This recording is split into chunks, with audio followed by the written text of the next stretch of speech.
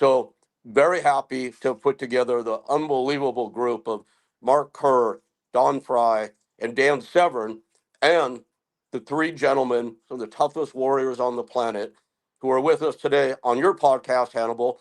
Let's bring on Tank Abbott and Josh Barnett and Butterbean.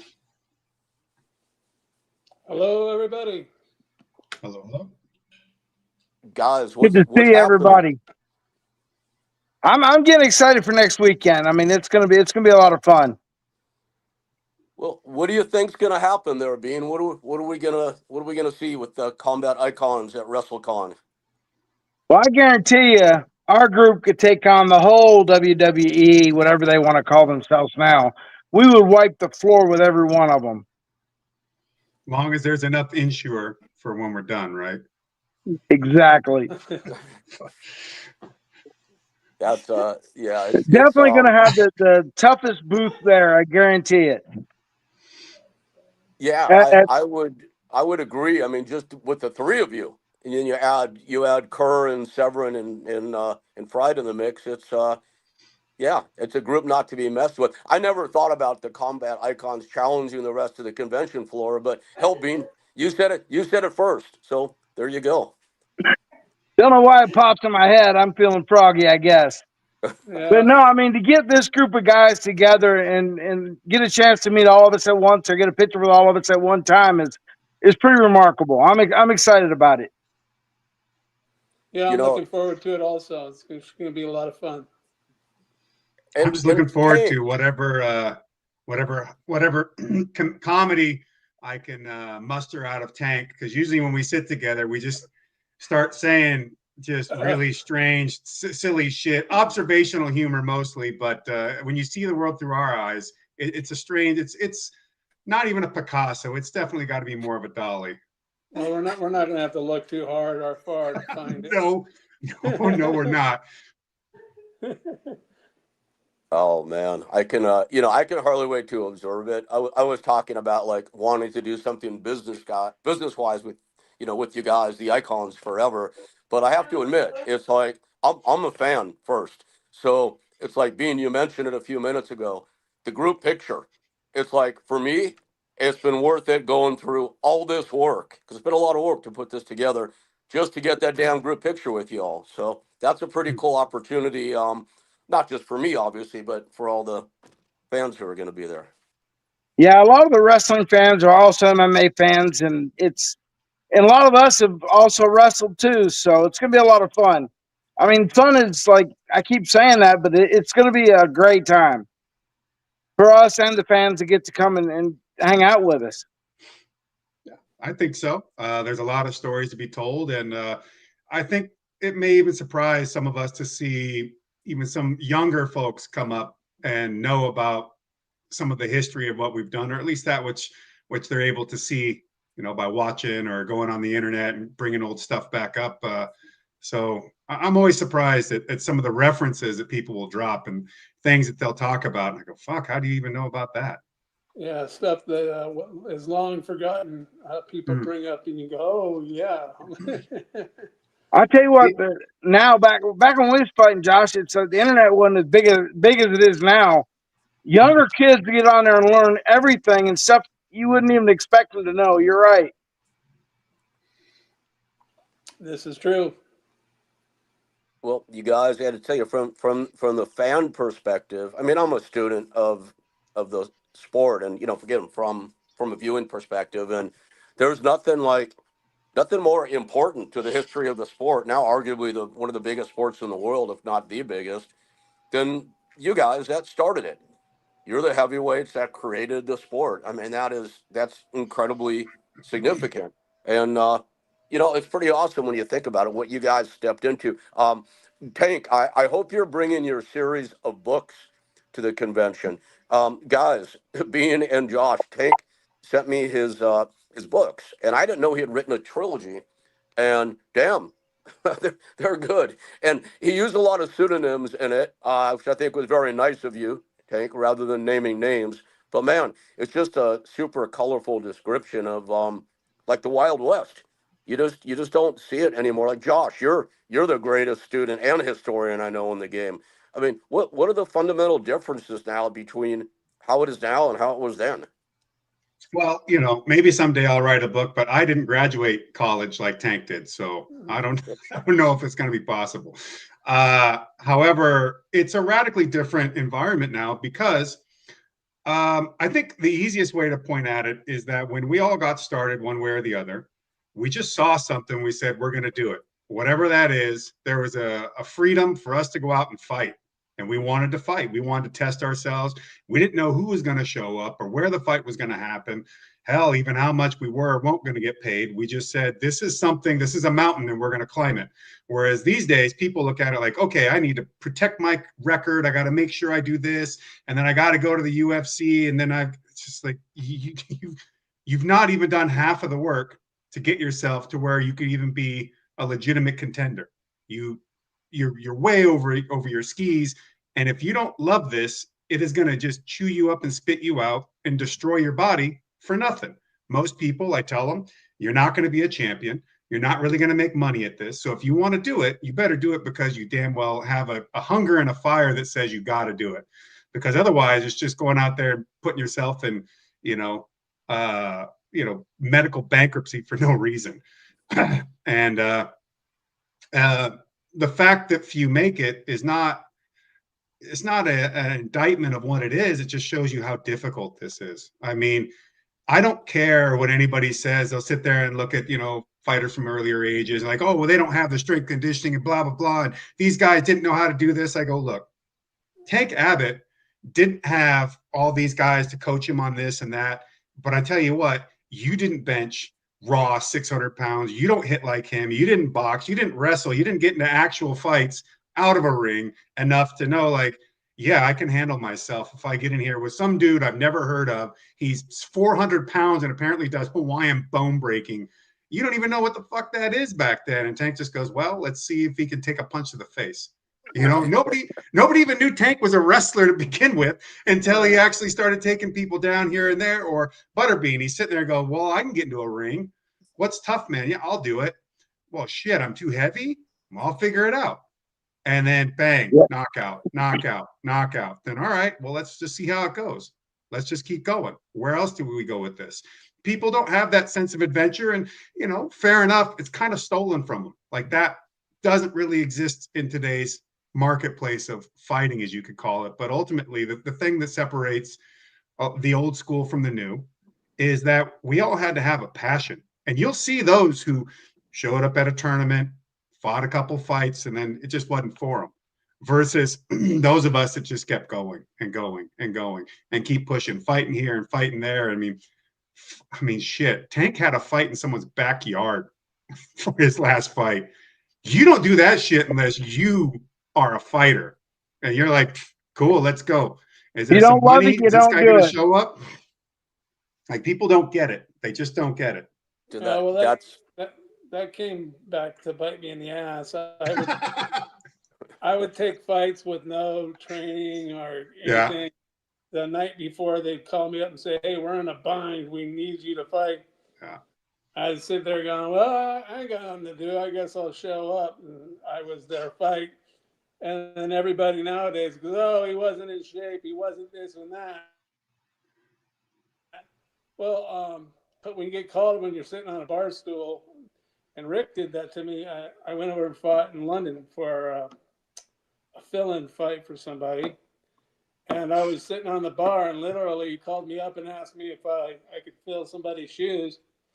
And I said, what the hell not? Why don't you send me a ticket? And I left the next day. And obviously... Dave, can I fill a little? I want to fill a little bit in there, man. And this is what I love so much about the warrior spirit you guys have. If Bob Sapp was in that fight against a guy named Gary Turner, one of the best kickboxers in the world at that time, Cage Rage in London when it was really hot over there, and Bob dropped out. Yeah, like 2 days before. So I called Tank, and yeah, as well as I remember it, you said, "I'm on the bar stool right now. I'll take the fight. But here's the deal: when the driver picks me up, I want to go to the bar closest to the hotel. I'm going to sit on that stool. When it's time to fight, you let me know. I'll jump off the stool. I'll go fight, then I come right back to my bar stool. And I'm like, that's fantastic. You gotta love that. Yeah, and you talk about these guys go fight in gyms nowadays and the whole 9 yards. There was no such thing as a fighting gym or fighting or people fighting. We had to go into the wrestling rooms after it was closed. My dad had the key at the college there. Go in there and fight with a couple other guys that, didn't know what the hell they're doing. But we went in there and fought and trained. There was no structured training. There wasn't anything. It was just like, let's go figure this out. And that's, wasn't like a regiment and everything else. Everybody's going to the gym and they're going to learn how to do this. I'm going to take you down and do jujitsu and twist your toe and you can slap on the mat if there's a little bit of pain. It was like, no, we're going to go out and get it on. And no joke. My first UFC, a year and a week before that, I was in jail for doing the same exact thing I did on TV a year and a week later. And that was the cat's meow. I'm like, tell me this world's not crazy. You had me in a cage a year and a week ago for doing the same exact thing. Now I can't walk around town. I couldn't walk through the airport. It was craziness going on. And it was all because there was no such thing as like the UFC and MMA. No one even knew what it was. It was like, but they found out. I went there and said, hey, let's go see what happens. And we all saw, especially Joe Matua. Being totally opposite of like all the preparation you did to fight MMA, right? Oh, without a doubt. I remember being at Bean's first fight, K1, I think it was, against Genki Sudo, Yeah. and I don't think you'd ever even watched an MMA fight before, let alone actually train for it. Right. He started leg kicking me. I go, this shit hurts. I went and knocked his ass out. Well, and I remember he got you in a heel hook for a moment, and I swear I could see you looking and like, what is this? Yeah. But there you were, fighting one of the best in the world in front of a big Japanese crowd, man. Pretty crazy. It's all about mentality. You have to want to do it and not see it on TV and go, oh, that looks cool. I'm going to go do that. I think I'm tough. I'm going to go to the next MMA gym and go and dance around a bag and then tell people how tough you are. Yeah, you learn as you go. That's it. That's all you can do. Absolutely. You have to have a sense of adventure, and you cannot be afraid of the unknown. You bringing up Matua, I guess technically I brought him up first, but For sure. curious, did you guys know each other before you got in the ring? Because he was what, a San Pedro / Huntington Beach guy himself, right? Didn't he work doors or some shit like that? Yeah, he was a bouncer, but there was a whole contingency of like Samoan, Polynesian kind of guys that rolled around town, and just from their size, everybody was afraid of them. But my dad was a local football coach there at the junior college, so he knew them all, and I knew them, the family. It wasn't his family, but all the Samoans and the Polynesians down there. So I knew them all, and they all had pretty much respect. But as far as him himself, I didn't know. Ironically, I went to go pick up a contract from a dojo thing, like the karate, whatever kind of studios they had back in those days. And I grabbed it and I walked out of it was in a strip mall kind of thing. I walked out of the door and he was getting out of a car, and I was with two friends that drove me there. And they were going, "Oh, look at that big crazy guy." And I just kind of chuckled. And they're all like, "What's so funny?" I go, "I'll kill that guy. I'd kill him right now right in the parking lot, if you wanted me to." And the next thing you know, he's my very first fight in the UFC. But as far as knowing him, they ran around the same area part of town, but I had a little bit of notoriety of who was who back in those days. And they kind of made it obvious not to get in my way because they found out what happened to him, like they did on TV that night. But he's a good guy, I guess. He was like a bouncer at some big, huge cowboy bar and stuff like that. But I heard he's not doing too well, but I hope he is, as far as life. But you never know. I tell you what, it don't matter what shape you're in, you can get back in shape. Let me tell you, I was in a wheelchair for 3 years and 8 months with Oh, DDT, absolutely. and I'm back going. And I'm actually excited about going up against Minoru Suzuki next weekend. So I'm stoked. Yeah. So am Yeah, I. I can't wait to see it. I'm glad. Both of Glad to see you, your progress. Butterbean and Josh, have fights this weekend, right? Or next Oh, weekend? next week, yeah. Yeah, next weekend. Well, speaking of people to keep off your feet, keep Suzuki away from your legs. You don't want him playing around down there trying to heel hook your toe hold you. I've a long history with the man. We're very close friends, but I know how nasty he can be on the mats. I too have a match. I've got a match against Gabe Kidd, a guy I used to train actually at the New Japan Dojo here in the U.S. Is it going to be on the same night? No, yes, it will actually. I believe. Yeah. Okay, cool. Yeah, I can't wait to night. watch it. Thursday night Yeah, at Josh Barnett's Bloodsport 13, and awesome. we're putting together a hell of a card. It's one of the biggest ones we've ever done. 10 bouts, and it's pro wrestling, but no ropes, only win by submission or knockout, and we're gonna go hard.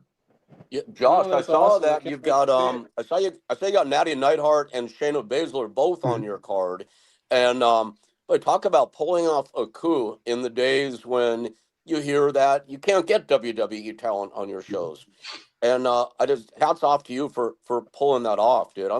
I've never seen a Bloodsport show. I've been wanting to from the day you inaugurated, and pretty excited about it. And quick plug for both the Well, shows. I'm going. That's for damn sure. I'll be there, Josh. Well, Well, you're all Awesome. invited, actually. yes. Yeah, absolutely. I want to mention with the combat icons, I'm hoping and I believe all of the icons will be in Butterbean's corner when he faces off against Suzuki. And then Yeah. later in the night, same venue at the Palms Hotel, Josh's Bloodsport, where there'll be an appearance by the combat icons. So that'll be the first time the group will be together in public that Thursday preceding the beginning of the convention officially. Oh, awesome. Oh, this time, Tank, you don't have to run in the ring in between my fight and take your shirt off and give me any advice on kicking the guy's ass. Okay. You remember that in Hawaii? No, I'm scratching my head, trying to pull the memory. Yeah, funny enough, of all the things, watching Bean fight on television, then becoming friends with him. But goddamn, Tank, watching that night, not the Matua fight, but it was a fight after that. He knocking a guy out. I remember Paul Varlin. It was the day before the state wrestling tournament. We're watching UFC at a friend's house down in Tacoma, Washington. And then fast forward years later, not running Indian Super Brawl in Hawaii, seeing you being with you at fight events and SoCal and whatever, wrestling you in Japan, just the wildest. You never know who the hell you're going to run into and how you're going to run into them. Well, wait, absolutely. Josh, you and Tank wrestled each other in Japan? IGF, yeah. I did not know that. Wow. Yeah. I think it was at the Budokan or something like that. I think it was at the Sumo Hall. Yeah. And I remember we were doing a press thing a few days before the event, and nobody really told us about this, but Kendo Kashin and this other guy were going to get into a brawl in the venue, and we're in there are these two tucked away rooms for each side, so they're keeping the opponents away from each other, but they're these private rooms. Man, Kashin comes flying in, kicks the door apart, and Tank's sitting there. He's got his beer in his hand. He just goes, doesn't have anything to do with me. He's just sitting there. We're eating our food. They're fighting all over the place. Like, just don't spill my beers, tip my food over. And then they go philandering out, knocking shit over all over the place. Those doors were broken. Professional wrestling, so you never know what's up. Yeah. Those doors were broken from that incident until they moved that place. Oh, yeah, I remember that. Never fixed them. And I'm just sitting there laughing my ass off, and you're just like, no, all right. Doesn't have anything to do with me. Right, exactly right. Well, in for the show, why not? Hey, Tank, going back a few minutes to something you said about wishing John Matua well. First of all, I met John once. Seemed like a super nice guy. Just only one impression, but Yeah. I think it's cool all these years later that you would say that. And I think a lot of people have impressions of you guys that are just like inaccurate. I mean, I know you guys to all be, first of all, super intelligent. I think, Tank, your reputation was that of like the ultimate bar brawler. So people might not expect that of you, but quite the opposite, I think, of what people would expect. When it comes to your opponents, guys that you fought, like how do you guys generally regard them? I mean, anybody, please take that question. Not as a fight opponent, but as a person, or even potentially a friend later. I've made friends with people I've fought after the fight. I never really liked fighting guys that I Yeah. really didn't like. If I didn't like them, I really didn't want to fight them because they made a big payday also. People don't might not understand that, but you can hit somebody nose, bust their nose wide open, but if you take 50 grand out of their pocket, that's going to hurt a lot worse. Yeah, no, I don't really pay attention to it. Whatever. If you're cool, you're cool. I'm like a mirror. If you're cool to me, I'm cool to you. Punch me, I'll punch you back twice. That's it. Yeah, I'm mostly friendly or even become friends with a lot of people I've competed against. No, it wasn't anything personal. And if you're a dickhead, then you're a dickhead. And I mean, that just speaks for itself. But I also agree with Bean in that, people, there have been a few guys to run their mouths quite a bit and step over the line, I would say. And, everyone's like, oh, well, there you go. Go fight him now. I go, I mean, for one, you can say whatever you want, but there's a manager, his manager's in the way, the promoter, himself. There's no guarantee if this fight happens. But if he really wants to fight me, he can go meet me backstage. He can find me out on the street, like whatever, and I tell him, anybody running their mouth, I would always go, well, we can go then. But nobody ever wanted to go. And they go, well, why won't you just fight him in the ring? I'm like, I'm not making him rich. Hell with Exactly. that. If they really got a problem with me, then we'll just go here. Or, if it's real bad, maybe I'll wait till he goes in the bathroom. I'll go find him in there and have my buddy block the door. It's like, there's a difference between, are we being professionals or are you really trying to make this like a real personal crusade? And, for one, what did I do to earn that? And for two, if you're in the wrong, don't think I'm going to sit by and let you act like an asshole and run around the world freebie. Like, it's just, we work too hard. There's too much at stake just training for this stuff, let alone getting in the ring, for me to treat things in that manner. And so when people cross that line, it really bothers me, because there is a lot that we do just to show up and get in that ring, get to ourselves at that point and build our whole careers. And, none of it is cheap. But, obviously people's words are very cheap, man. They seem to be able to print as many of those as they like. Like So, when me and Larry Holmes fought, we did not like each other. Hmm. There was no there was so much money I didn't care. But now we're good friends because he earned, I earned his respect. He knows now that it wasn't going to be easy like he thought it was going to be. Hmm. And me and Cabbage, I mean, we fought 4 or 5 times now. We're really good friends. So yeah, I Well, mean, the see, fight game can make really good friends. So, hey, Josh, kind of on that note, and on the note of what you were talking about, it's like I sometimes think of like you and Dan Henderson being in the same category. What I mean by that, if you look at your guys' records, you guys fought everybody. You guys fought like the top names in the business from A to Z. Who are We're on a podcast. You have fans here. People love to hear names. I'm not going to ask you who are the guys that you fought that you don't like. But who are the guys that you fought that you're friends with now? Do you mind sharing? Oh, God, who would I say? Uh, I've had a pretty good relationship with most folks. I'd say some of the people that I've Still, well, I mean, Randy, still friends with Randy. I was friends with Randy before I fought him. I actually helped him train to fight Pedro Hizzo once. Pedro Hizzo is a person that's quite close to me. And so when I eventually made my way down to Brazil, to Rio de Janeiro, he took me into his gym, took care of me, took me around. Mirko Krokop is someone I call a good friend. Being in Zagreb, he took me out on the town, took care of me.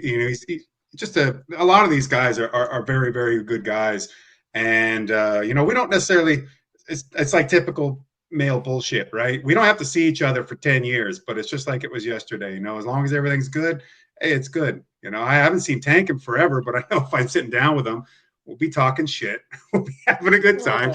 Yeah, same with Bean. It's just, we know that, we have respect for each other, and that I think is key, even with a lot of your opponents. Whether you won or you lost, if you earn each other's respect, then man, it's a world of difference. Well, and again, on kind of a related note, Tank, for you to address. I was gonna say, I don't talk to anybody. So. Well, so to address the elephant that's only half in the room. So when we first posted the lineup for the combat icons, we have literally hundreds of comments, maybe in thousands now, that, oh my God, Tank Abbott and Don Fry are going to be in the same room. How the hell is that going to go?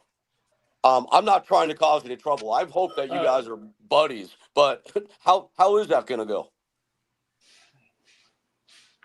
I don't care. Who cares? And Everybody's going to be happy and making a good time with a lot of folks and meeting and greeting and taking pictures and signing autographs, and going to have a great time.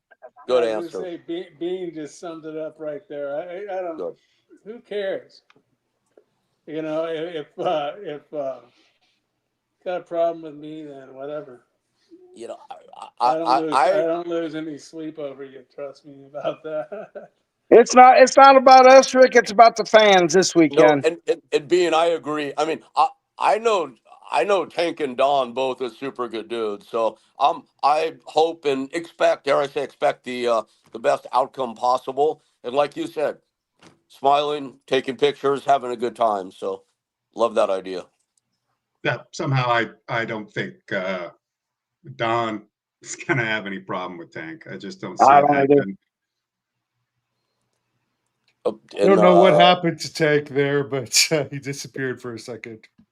He got so mad about Don Fry. No, I know that. Tank was actually mentioning before he came on, it was actually Don that had more of a problem with Mark Kerr more than Tank in that same interview. Mm-hmm. And I know Mark is a very laid back guy, but yes, he is. That's really what it was about.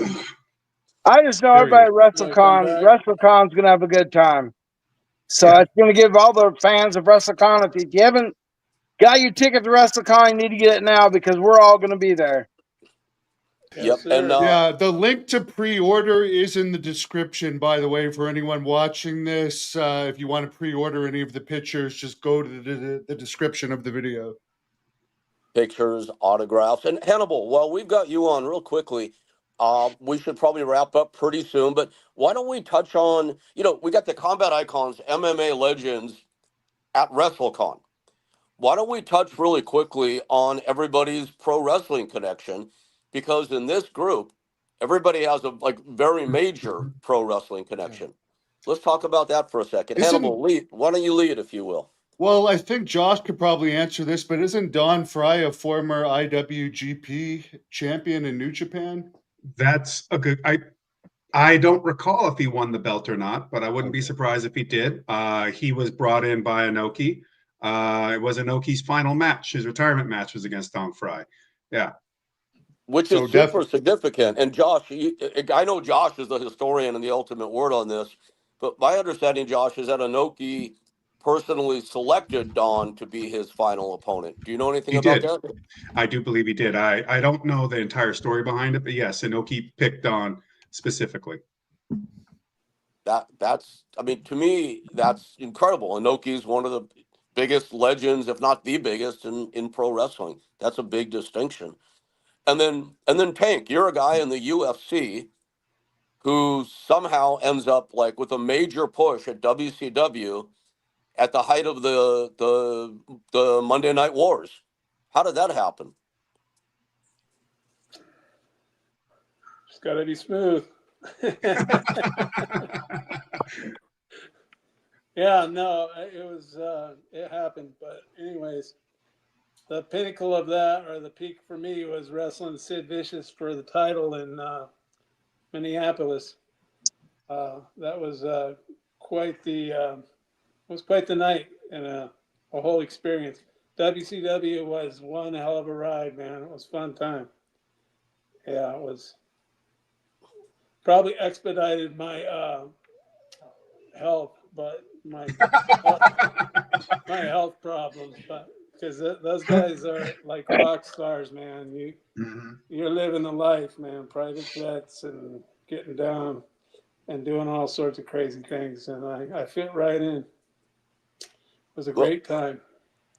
yeah, it was fun watching you back then. I remember that well. And you go into a company that has a lot of well-known or supposed tough guys, at least the Steiner Yeah, brothers, Haku or Ming, whatever he was called in yeah. WCW.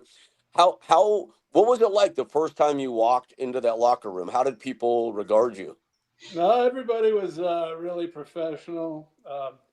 Was cool. No one knew how long I was there for, gonna be there for, and turns out everybody was really cool, and everybody's got their own, what's the, I don't want to say gimmick, but their aura about who they are, and the Steiners and Ming and all the tough guys and all that, and they are in the professional wrestling world, and I wasn't going to take anything from that, but I was just there for the ride, and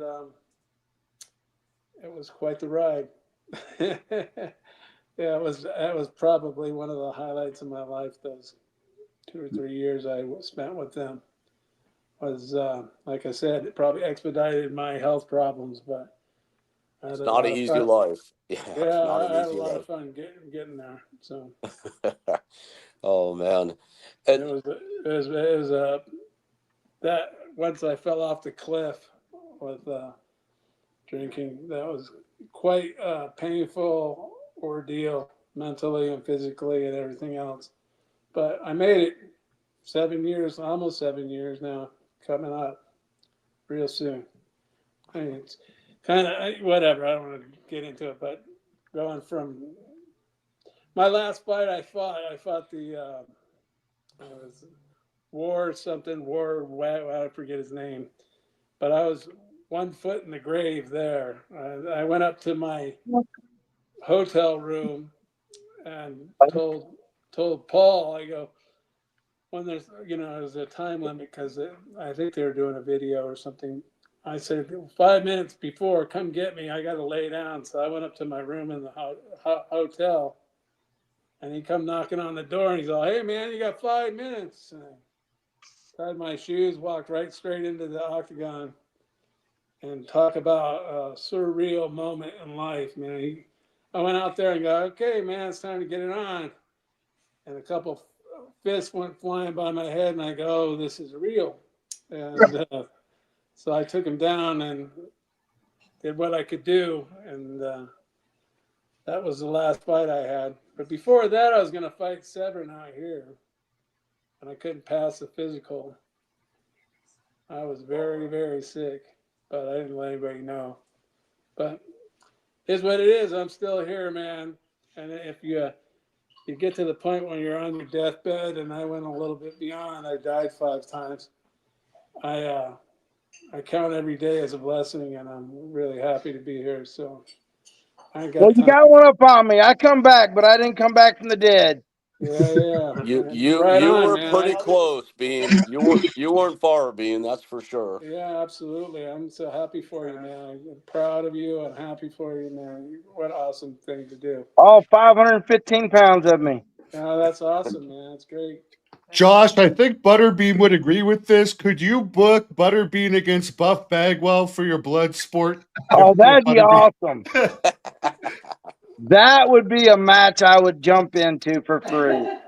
Yeah. Unfamiliar with the backstory on that, but he does have a really big hat he likes to wear. That's pretty intimidating. Yeah. You know, last time I saw Bagwell, actually, he was backstage at a Joey Janela Spring Break Day 2. This was WrestleMania week in Dallas, and he had just had some surgery or something. He wasn't walking too well, and he had to go up this deal in the back to get out to the stage or whatever. And I remember picking him up off of the thing because he's having trouble getting him down. I picked him up, carried him, put him back down on his feet for him. Because guys hurt. He's out there still doing his thing, man. And you got to take your hat off to somebody like that. Absolutely, yeah. Even his big hat. So, even his big hat. Yeah, well, that's how he keeps a pump up, picking that big hat up. Absolutely. The weirdest thing of all, this is a little side note, but we were in Denver, and my sister and her daughters and everything lived out there. And so I went into the arena beforehand, and they wanted to meet the wrestlers, so I'm like, okay. And they were so up in arms, crazy about meeting Buff Bagwell out of all the people. I didn't get it, but whatever. It made their day, so whatever. Like I said, I don't got any problems with anybody. I never had a problem with him. Yeah, you haven't got to know him good enough yet. But Josh, I'd throw my hat into the ring too if you ever need someone against Buff. Well, in a shooter work shirt. It's not something. It's not something that's been playing in the back of my mind as a potential, but I guess I'll keep that in mind. My experiences have all been good. So he's a great heat seeker, but yes. Josh, I'll just give you one more plug for your thing before I go off. Coming up against Gabe Kidd, April 17th. I'm excited about it. It's gonna be a good night. It's gonna be a great. It's gonna be a great weekend, guys. I mean, it could be Butterbean and Tank Abbott and Josh Barnett teamed up with Dan Severin and Don Fry and Mark Kerr at WrestleCon in Vegas. Man, it's gonna be. It will be the only time to get a picture of all of us together with you. So hey, you need to make it there. Absolutely. You never know what's going to happen.